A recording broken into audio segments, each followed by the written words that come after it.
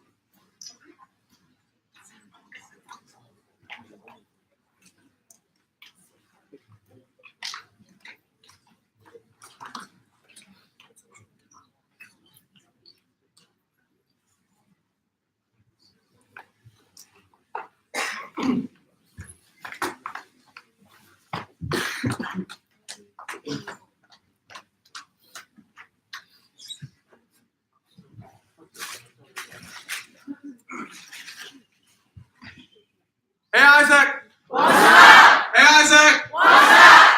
Okay, so how is your energy level after the sections? Oh, still good, right? Okay, today we are going to have a section. It's even more exciting than the talent show last night. So I'm going to introduce like people like wearing shoes like seems formal, but I'm going to introduce like very friendly people. Those are the supervisory group, which is some of the composed of the alumni, some of the professionals towards Isaac. They have been giving a lot of constructive feedbacks and criticisms or like suggestions for us to do better as MC. So I will pass the time actually to Tom, the chairperson of the supervisory group, and he will tell us how he's going to teach the MCP candidate a lesson. Okay, Tom. Thank you, Chairperson.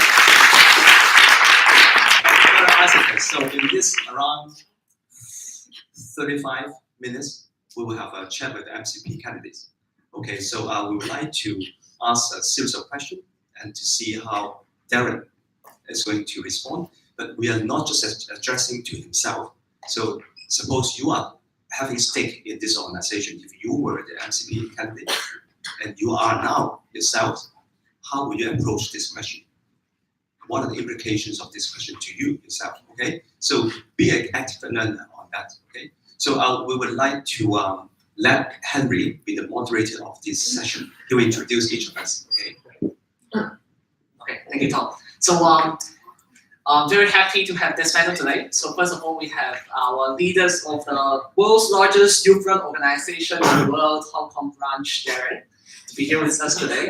And then we have our managing director of MNC, Brendan, today in this panel. And then we have Professor Fong, who is the Vice Chancellor of HKU here today.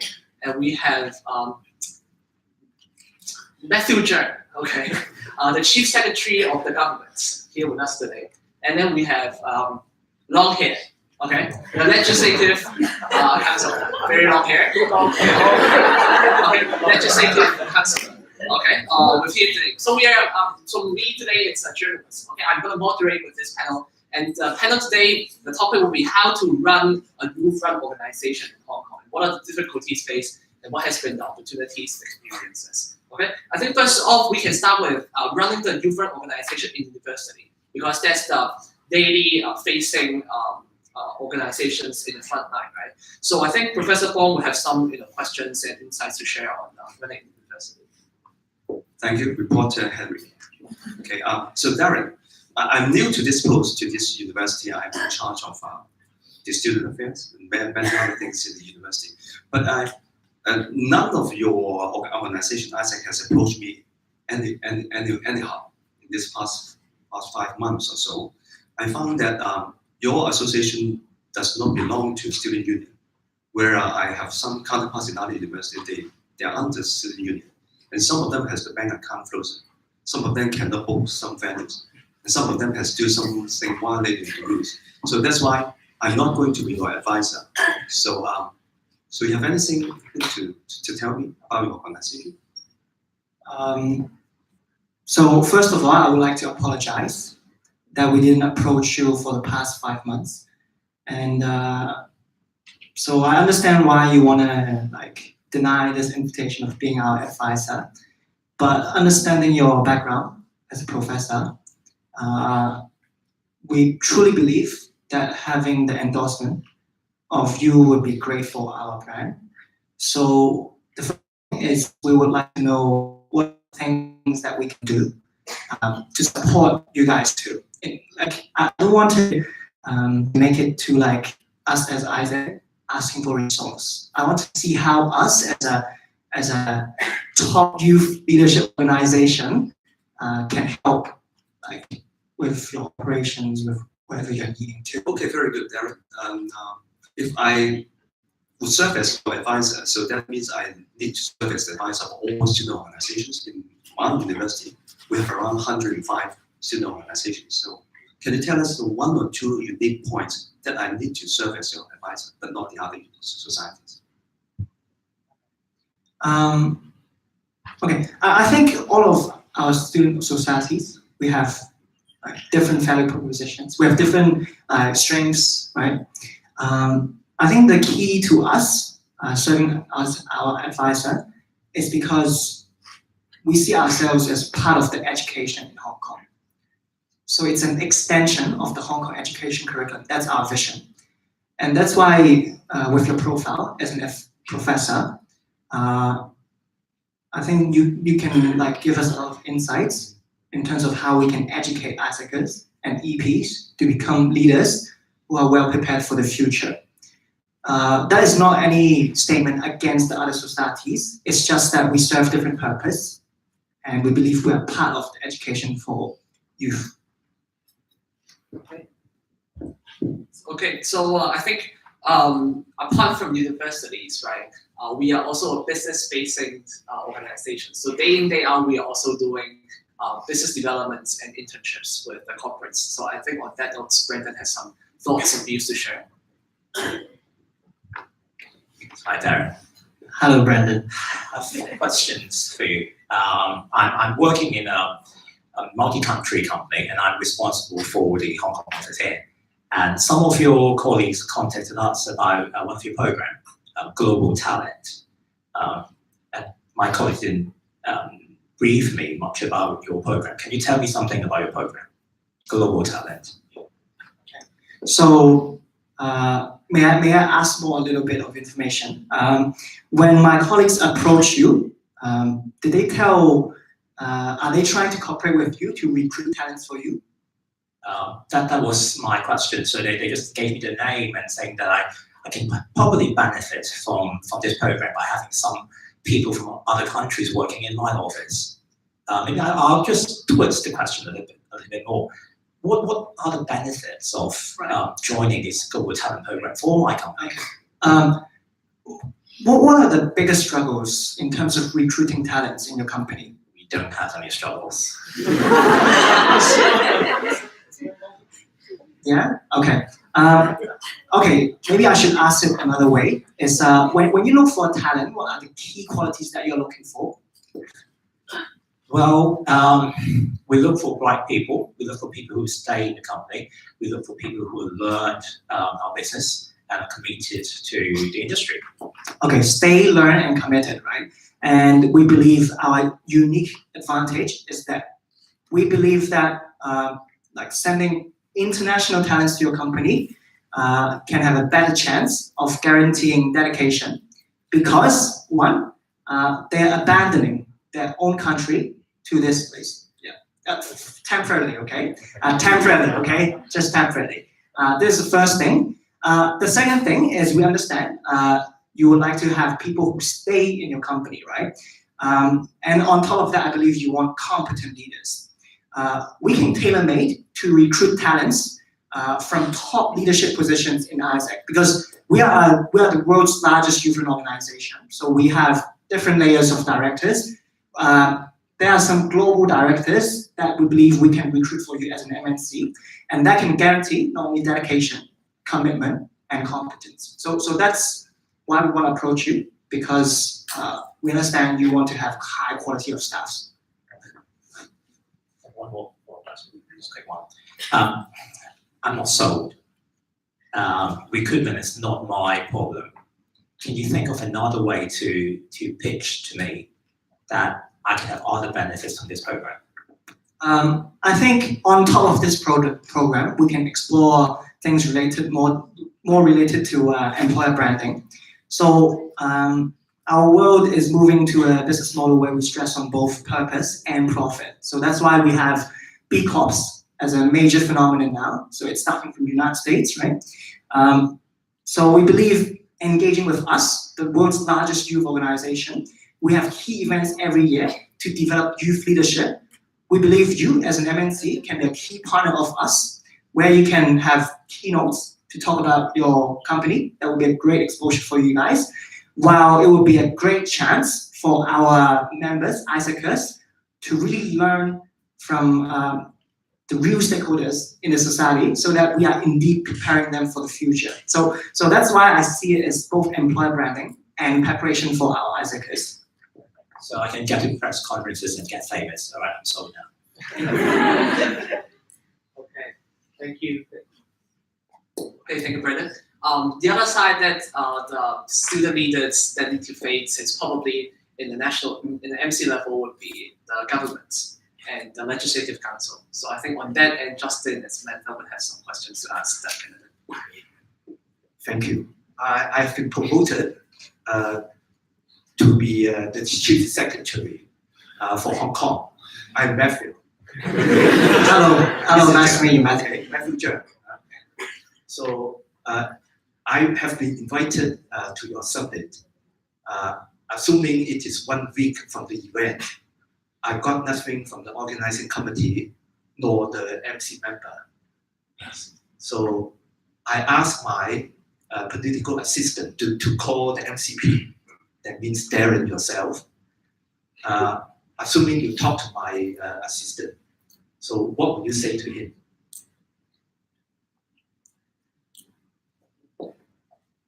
Okay. So can I ask a bit? So are you really here, or I'm pretending to be interacting with the? Yeah, you are interacting with my assistant. Okay. I'm in the office. He in his. Also, okay. So I will be telling the assistant first. Apologies too, because it's 1 week from the event, yet you hear nothing from us, right? So that's no matter what, it's responsibilities on our side. The second thing is because of this time constraint now, we need to understand what are your concerns. Are you still able to be fully present or what? This is the second thing.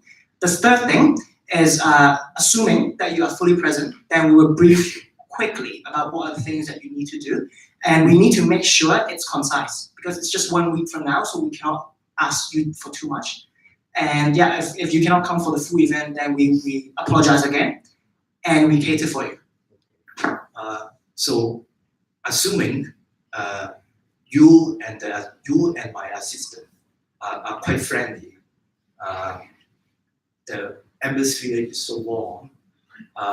Would you want to talk to me directly after talking to my assistant?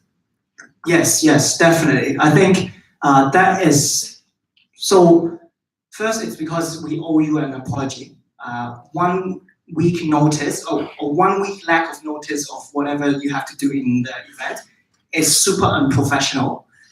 So that's why, no matter what, I should find a way to approach you because I need to apologize right in front of you for sincerity reasons and just for better communications. Okay, thank you for that. And now I would like to ask some question, assuming I talk to you over the phone. What is the value of ISEC for government and vice versa? Okay. So I see from the policy address 2018, you guys, like the government, put huge resources in terms of education. So 2 of the policies, or the key one that I believe is valuable, is investing money to the public schools because the teachers need to handle too much administrative work. So I see the general direction is government values education for youth a lot. And we believe ourselves as an extension of the Hong Kong education. So our Hong Kong education is ranked as 4th in the world. And while as good as it is, I think there are some things that we can work together with to prepare our youth better for the future. And ISEC prepares them with practical skills development and leadership development so that they can be top leaders in different fields, whether it's the government or different sectors.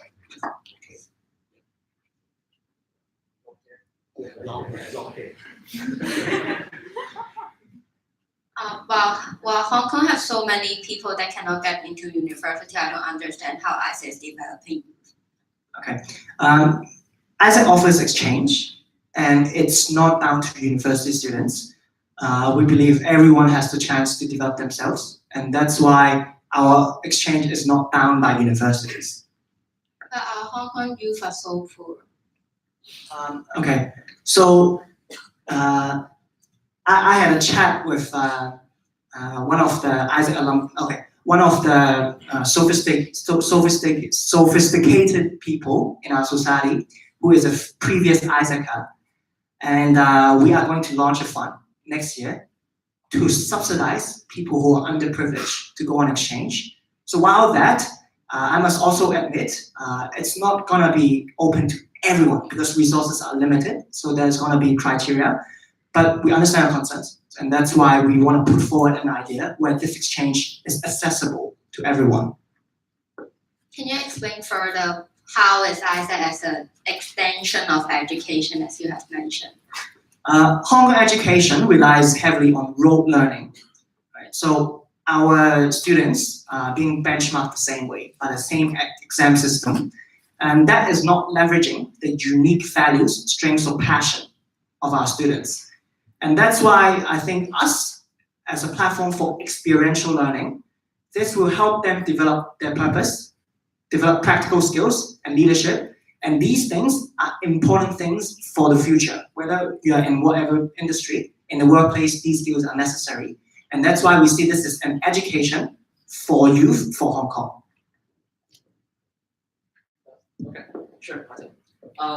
So Darren, like based on the interactions with all the stakeholders, right, like national members, MNC, university, I hear a lot of words. One of the key things is education, which is like the mission of ISEC. Like ISEC is existed to bring youth leadership to youth in Hong Kong.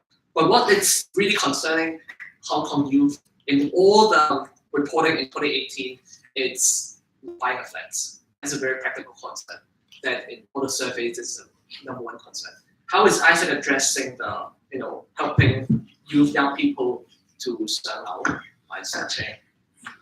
About that, I want to say the biggest concern about youth right now I see is a lot of them want to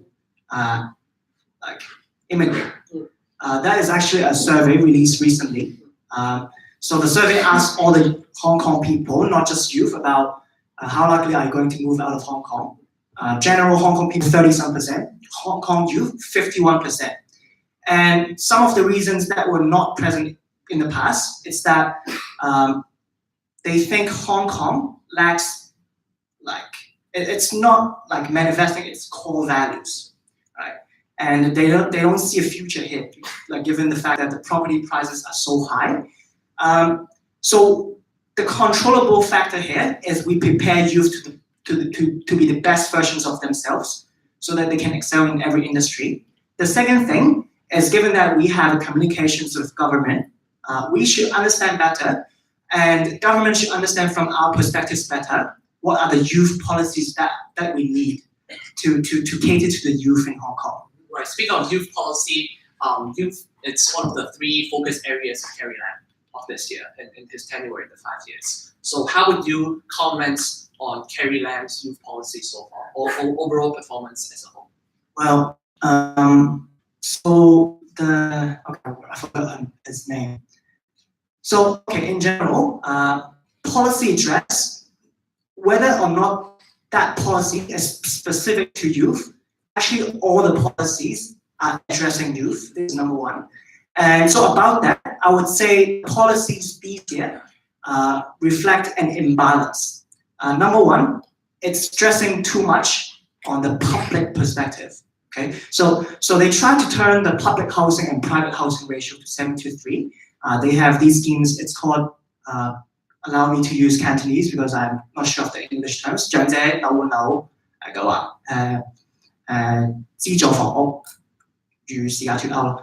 A lot of these things are for the people who are more underprivileged, right? So assuming that youth, if they cannot find a great position in society, these things will benefit them in the future too, right? But it's not catering to the private sector, because when they turn that ratio to 7:3, it's only going to increase those property prices. And that's the problem. So I don't think it's complete, the policy address, in terms of how it's going to benefit society and specifically to youth.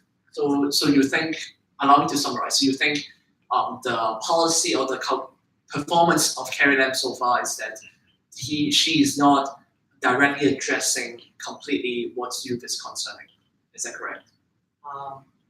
I think she's not addressing the immediate needs. Okay, and the immediate need is? I'd like to follow up on the extension of education point you explained to Samantha. I'm not satisfied for that. So because you are not just pushing forward education to secondary school, but also you need to take care of your bread and butter, your university schoolmates, students on campus. Right now, in your 7 local chapters in ISAC, you have around 45,000 to 50,000 total students in the 7 campuses, while your members number is around how many? 400. You have only less than 1% of the university population joining your services, joining your programs. How can you say that you are extending the education? Okay. The reason why ISAC exists in the first place is because we want to send people to exchange. And that is the belief that we will develop people through exchange. And our exchange is not limited in quota. So we have 2 ways to develop people, ISAC experience. So maybe it's just 400, but exchange is another practical way for us to develop the same things. Purpose, help them become leaders, develop practical skills. And this is how we are truly an extension of education. Well, you're talking about the quality of education as well, but quantity is also very important, because no matter how good your program is and how well they participate, so the beneficiary is still a small number. Even when you count the overseas counterpart, you're talking about thousands, maybe 1,000, 2,000, 3,000, but your target audience should be 50,000 Hong Kong students in the university campus. So if you are claiming ISAC is the largest youth organizations on campus and off campus, even on campus, you cannot claim that you are benefiting majority of students, or not to mention the quartet. Far from that, But now off campus, there are hundreds and thousands of secondary school students, and then you are teaching in at the annual youth summit or whatever, 1,000, 500. So how can you say that you're really extending education value to many people? So the way I see it is Isaac cultivates indirect impact. We are cultivating these leaders so that they can impact in the future, right? And that's why we may not directly reach all those youth, but we believe through our impact, these people will spread the impact to more people. And that is why I believe this is the power of Isaac education. We are not trying to solve solutions at its surface. We're trying to solve it at its core, which is better leaders, so that we have better solutions. And that's how we extend our reach to all the people in Hong Kong. I'm following up on the housing demand part. Being the chief secretary, here and there, I heard a lot of arguments about housing demand. One critique says we have immigrants of 150 people from mainland China every day. That is the core reason for jetting up the housing demand in Hong Kong. As an Isaac leader, I would like to know your views on this perspective. Okay, I think the suggestion would be to charge higher taxes for those people who are going to purchase a lot of properties. This is the direction that we are slowly moving in Hong Kong to discourage people from buying properties just for the sake of buying and not living. Okay, I'm getting second bored with this buying property topic, so I'm going to change the topic. So from my position, so you've been telling me that Isaac is an organization for grooming and growing leaders. So as a company, I hire employees, I hire the supervisors and managers. Why do I need leaders? So what are the differences between leaders and managers? The fundamental difference is leaders, they think of the first creation. So let's say it's an iPhone. It starts with an idea, and that is called a first creation. And the process of making this an actual product is called a second creation. Leadership is the first creation. Management is the second creation. We start with an idea, and that is leadership, because we provide a direction. And then we need people for management to make that vision happen, and that is management. So by that sense, what I'm implying is why you guys would need leaders, even for the employees. It's because leadership should not be bound by position. I'm sure companies would prefer to have employees who think, who are dedicated to think too. They're not just doing things just because they are employed and they don't have a soul, right? So the leaders that we cultivate, we put them in practical experiences where they are the top leaders of this organization, and that is an advanced preparation for them entering the workplace because they have this perspective to think for a company. One simple question. The Hong Kong young people with money in here, the practical experiences will help them to become a leader. But what quality do they need the most? So example, for tomorrow, if they have to become leaders, what are the single most important things that you want to instill in them? I think it's very simple. It's to listen to understand instead of to reply. Okay? I think as a leader, it's easy to place assumptions. When you see results are not going the right way, when you see employees are not performing, it's easy to say this employee is not performing.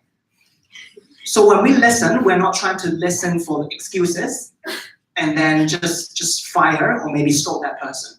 We listen to understand, and there's a saying in Chinese. No, it's just a general saying. It's when there's a problem, a leader should look at the mirror instead of opening the window to scold its people.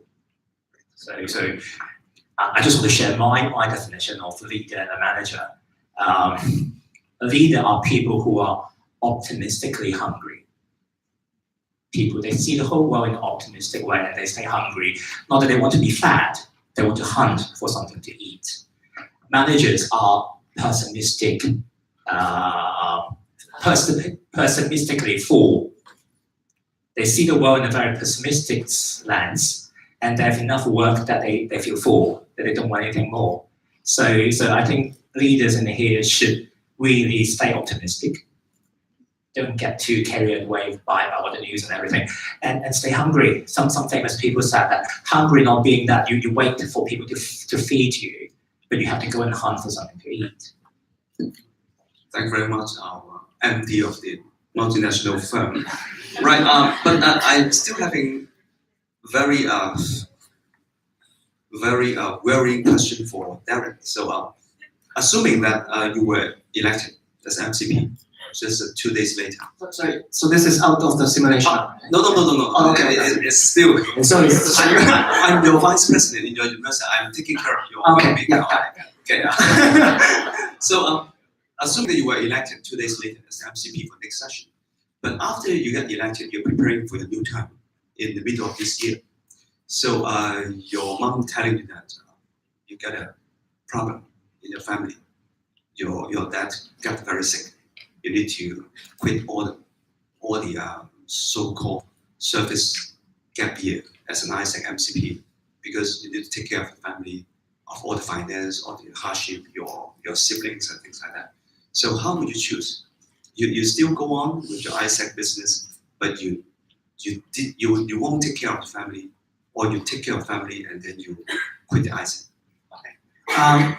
The first thing is I need to honestly share with my parents about it's not just I can simply quit, because my parents understand this. So they actually challenge me a lot when I step up for this. But I explain to them this is an experience that can change me and change a lot of youth. So I want to do it, and so I cannot just stop in the middle of nothing. So this is my response to them. And if they insist, I must quit, I talk to my MC team. I tell them this is the honest situation, and I hope to see what is their response. I hope to get their understanding that I have to, right? And I think a mature way to handle this is so if the MC team acknowledges this, then to the ENC, right? And then there should be a 30-day notice. Like I should complete all the follow-up stuff and move on to the next, like MCP replacing me. Okay. I just want to inquire in another perspective. So Darren, how much do you think popularity is important? Like the people's support is important to your leadership?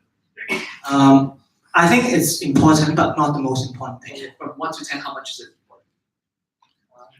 I think it's 6 to 7. 6 to 7, okay. So if in case next year we come back here and we do a quick survey, like there are only say 20% of the people still support you to be the MCP in the coming terms, the remaining terms, like would you resign? Okay, I want to clarify first. Mm-hmm.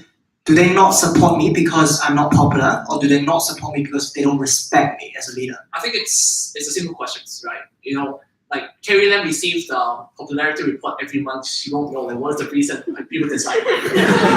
maybe she not ugly, okay? Maybe she's not good in the house. Right? So anyhow, your max is 20 months. Okay? So would you resign? Not so fast. Okay. The first thing is I need to get to know why. Like when they make this judgment, do they judge because I'm not popular, I'm not fun, or is it because I did something that is disruptive that they don't respect me anymore? And if you're a leader who people don't trust and don't respect anymore, then the immediate solution is figure out how I can bridge that gap, build that trust again. But if that wound is so big that it cannot be mended anymore, then I have to step down, because this is for the sake of Isaac. So any situation that you can think of that you will step down? Any situations where I think of. That you might step down because of something that you might step down. What would be the reason? The only reason would be people saying I don't deserve to be this entity's MCP anymore. I won't have any personal reasons to step down.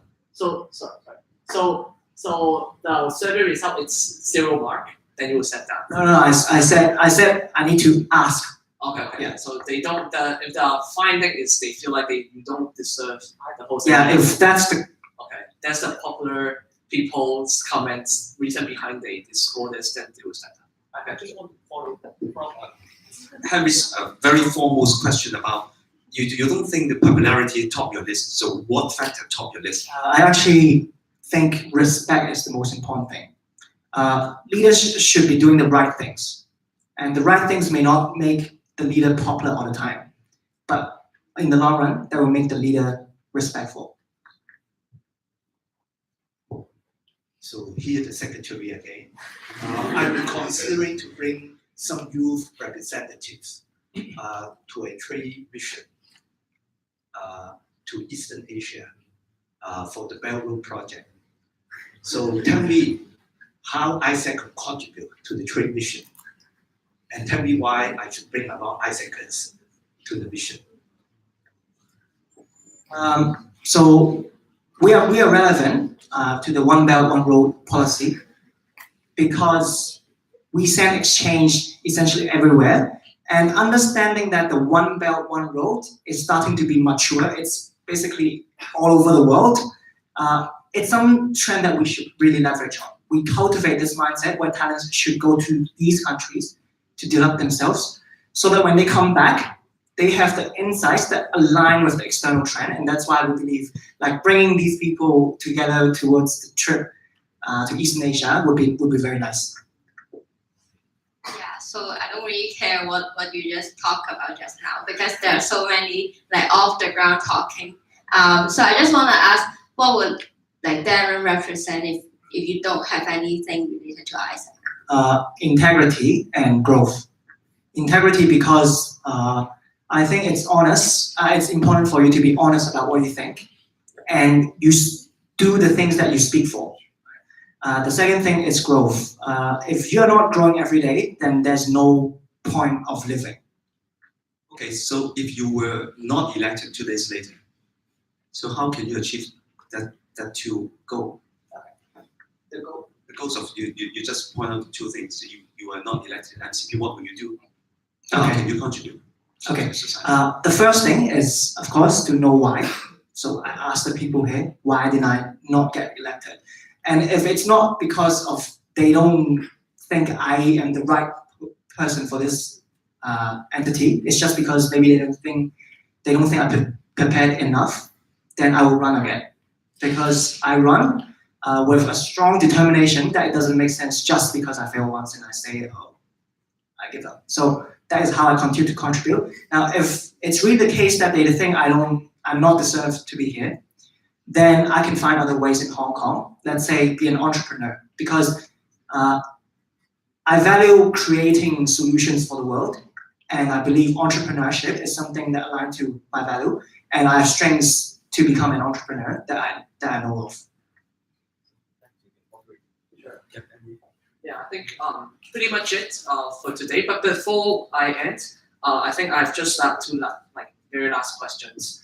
I'm again the reporter of the TVB. So Darren, like these years has been a very 2018 has been a very critical years because we see the freedom of speech in Hong Kong is being diminished.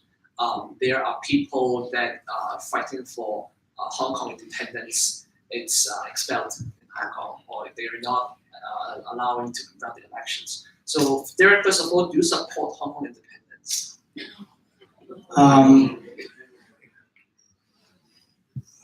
I think that it's a question worth debating, because there's no I just think as an Hong Kong citizen who understands that our mother country is China, there's a huge reason for us to not be supporting independence. While saying that, we must understand the concerns of those people who support independence. Because polarizing this community is not going to create a solution or make those people want to become a part of this country again. So how do you see there is a growing trend of young people supporting independence of Hong Kong? And how it's ISEC, do you think ISEC is one of them contributing to the trend, having more people supporting the independence of Hong Kong? So first, I think we must acknowledge that these youth care about the society. That is something that we should not be taking for granted. The second thing is we need to have a dialogue with those people to see behind their reasoning of celebrating independence, what are their grounds, and have they really think about the consequences too? Like, is it just the pros, celebrating the core values, manifesting the one country, two system? Have they think about the consequences too? So I have one very last question. So, what is the meaning and the significance of you being successfully elected as the ISEC MCP in Hong Kong in the history of China? China is moving towards a direction of dictatorship, and my significance as an ISEC in Hong Kong MCP is I stand for the people. And by standing for the people, it means listening to them and serving them. And that's the essence. So that's not the direction that China is trending in. President Xi, he want to tackle the corruption problem. That was one thing, corruption. But the second thing is through tackling this, he want to remove the people who has opinions against him. And that is by what I mean, not serving the people. Because people should have a different opinion. That is what makes us special. And my significance is I will embrace these different values, different opinions. Okay, sure. Right, I think the time it's pretty much it, but it would be great if SG can make a conclusions or any feedbacks, comments. So can I have the privilege to just make 1 minute's conclusion? I think, Darren, I personally find your answers quite sensible in each of the response, but more thoughts should be put on the real relationship between us as a special administrative region and the whole country. So this is very important because our unique positioning as a Hong Kong SAR might not be exactly what you describe as very two different ideologies between the two places. So this is of course a matter of opinion, different from people. The other thing is that you also take care quite well-rounded situations. We are now focusing on different stakeholders and even your family. So which I personally quite satisfied on that. So with that note, I wish you good luck. And then I think SG has tried our very best to help you. We are critical but friendly to you. Thank you very much. I didn't care too much about the content of the answer. He's just running for the office. I care more about the train of thought, the way how he was thinking about the question. So I think I was pretty satisfied with what you have answered. And but being inadequate is important. So not having the most perfect answer is exactly what I'm looking for. So you can have the urge to learn something new and to do something better. So to quite honestly, the GT answers, I find many better answers, but I think that's the benefit that you can learn from people who can give you a better way to promote GT in the future. So I would like to add on something related questions concerning political developments. I'm not sure whether you are too busy or not. Over the last 2 days, there have been discussions on one thing in Taiwan. One is President Xi said something about unifying Taiwan and the mainland China, and the response from President Choi of Taiwan.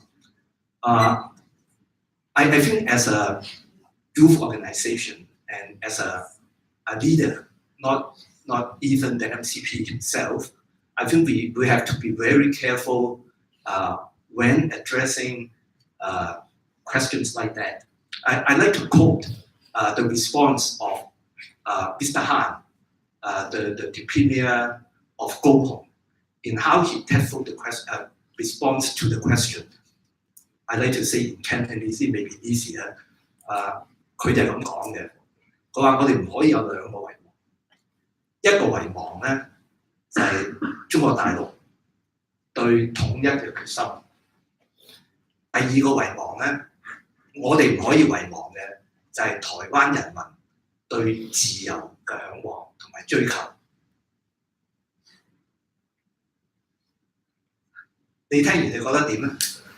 咁佢跟住佢 he further said, I don't have an answer right now, but I like all the Kaohsiung people and the Taiwan people to have some thoughts, deeper thoughts on these questions.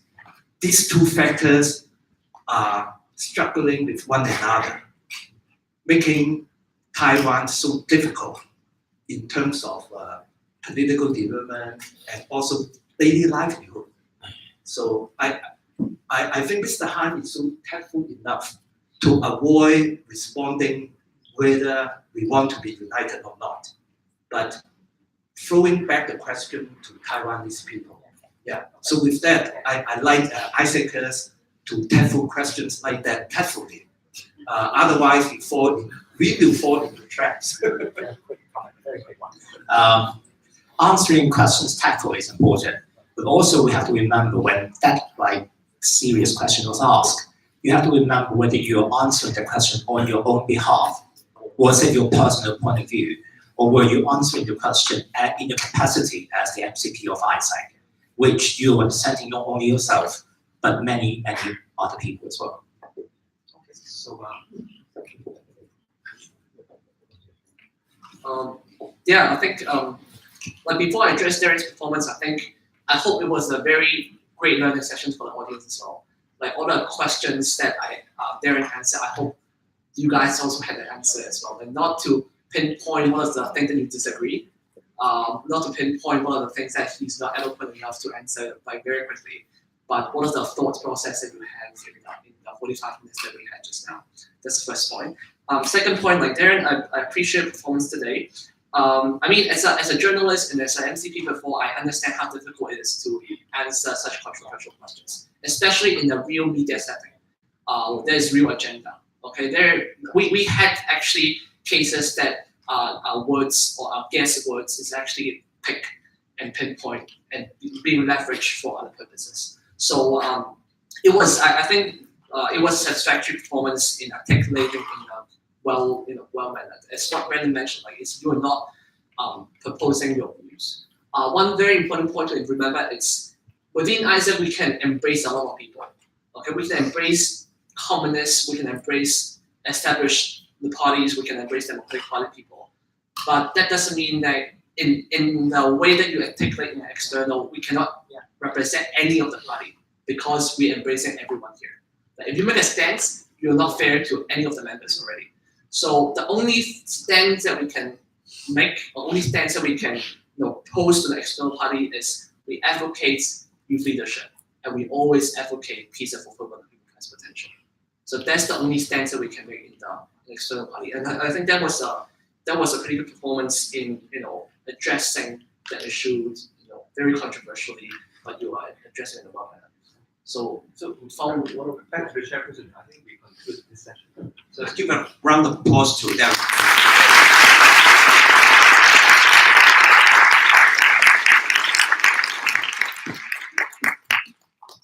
Okay, I just have a few words. my short time.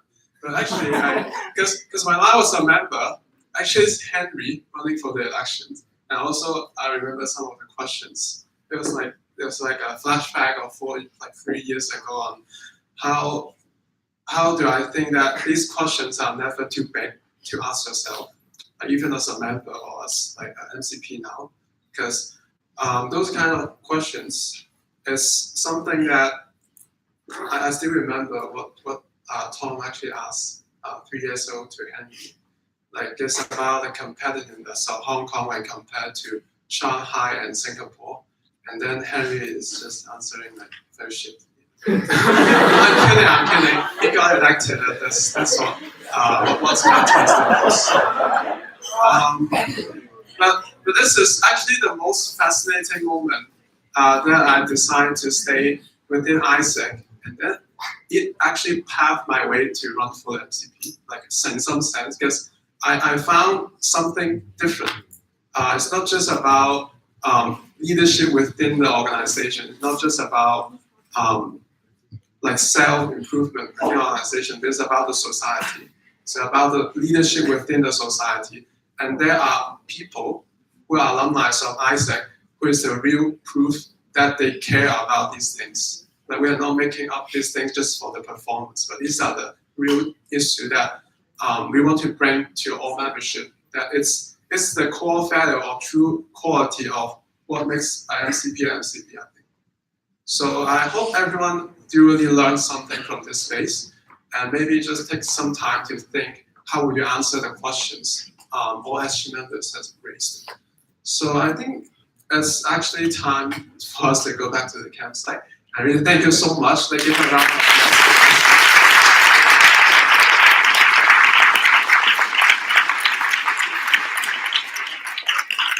Yeah, the CC announcement. Arrangement. For now, everybody please pack up your things. And Elsie, can you please gather your members and move to atrium at the meantime? The coach is ready already. So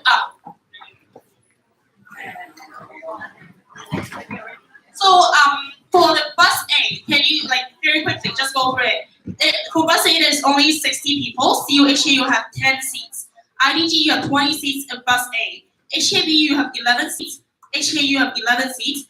And the 3 seats are for the remaining 3 seats are for the O seats. And for bus B, City U, you have 8 seats in bus B. Lakeland 4 seats. Poly U 15 seats. UST 15, ER, and the remaining are all O seats. So please go back to your respective bus. And for the chief delegates, please also go to the atrium and get your LCs, and we will find you.